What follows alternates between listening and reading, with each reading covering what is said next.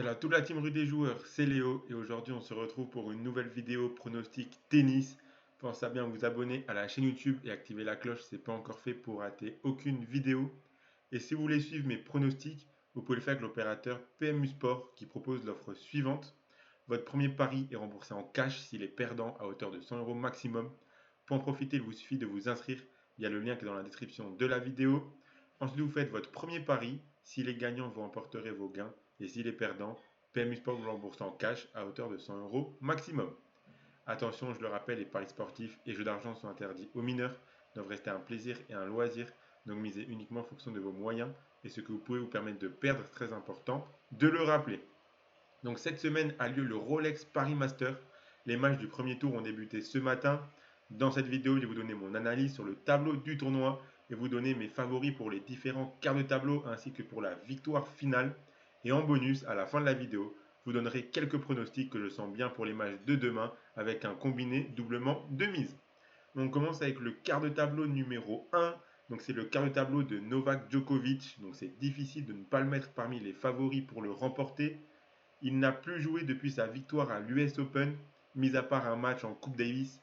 Il se repose et se prépare depuis le 15 septembre avec en ligne de mire ce tournoi de Paris, puis les ATP Finals.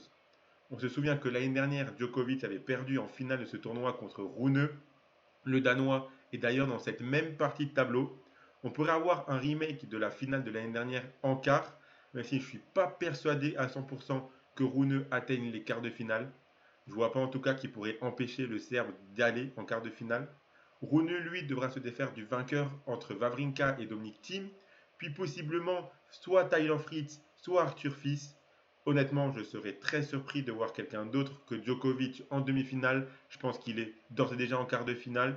Et même s'il affronte Rune, s'il affronte Tyler Fritz, Arthur Fils ou peu importe, je pense que Djokovic remportera le quart de finale. Donc pour moi, c'est Djokovic qui remportera le quart de tableau numéro 1. Le quart de tableau numéro 2, le voici. Donc ce quart de tableau, il est vraiment très compétitif. Sinner et Rublev sont les deux favoris et ils pourraient s'affronter en quart. Mais attention à certains joueurs comme Paul ou Manarino qui sont capables de créer la surprise. Ils sont tous les deux du côté de Rublev, donc le russe pourrait avoir un parcours un petit peu relevé. Mais vu la forme de Sinner et de Rublev en ce moment, on devrait logiquement avoir cette affiche en quart. On a déjà eu ce match en demi-finale de Vienne samedi dernier avec une victoire 7-5, 7-6 de Sinner. Pour moi, c'est vraiment impossible pour le moment de dire qui gagnera ce match si jamais il a lieu. Mais je pense qu'on aura un de ces deux joueurs en demi-finale contre Djokovic. Donc moi, je vois bien un quart Sinner-Rublev. Et le gagnant, du coup, ira en demi contre Novak Djokovic. Le quart de tableau numéro 3, le voici. Donc Gaël Monfils a vraiment un coup à jouer dans ce quart de tableau s'il est en forme physiquement. S'il arrive à éliminer Cerundolo, il aurait un deuxième tour contre Casper Ruud qui est loin d'être à son meilleur niveau et sur sa meilleure surface. On a également un beau premier tour entre Corda et Urkach et je pense que c'est le gagnant de ce match qui ira en quart de finale. En face, on a un premier tour entre Tiafoe et Bublik qui semble indécis et qui dépend de la motivation de Bublik. Dans tous les cas, Medvedev semble en confiance et tellement solide sur cette surface que c'est difficile d'imaginer qu'il sorte du tournoi avant l'écart.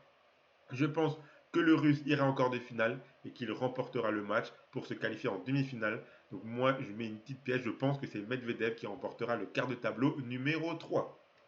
Et enfin, le dernier quart de tableau, le voici. On a pas mal de gros noms dans ce quatrième quart de tableau.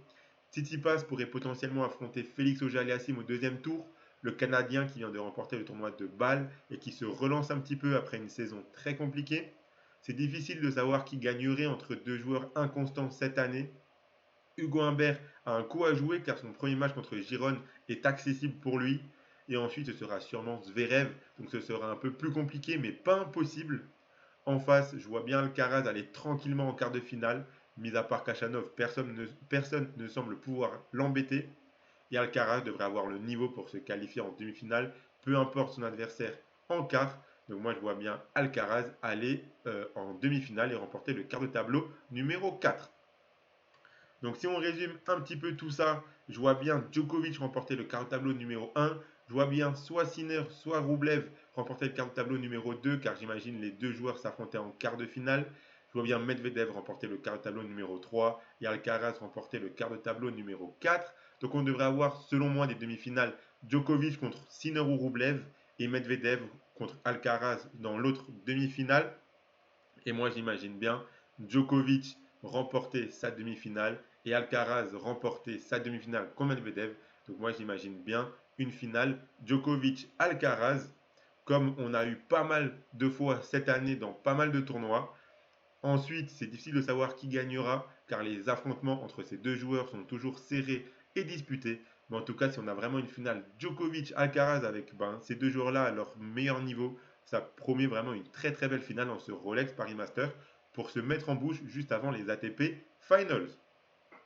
Donc voilà, comme je vous l'ai dit, je vous propose quelques pronostics pour les matchs de demain.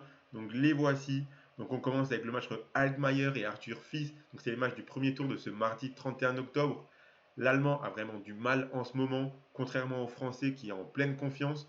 Il sera poussé par le public. Il devrait gagner sans trop de difficultés. Pour moi, il est meilleur dans le jeu, meilleur en ce moment au niveau confiance, niveau mental, etc.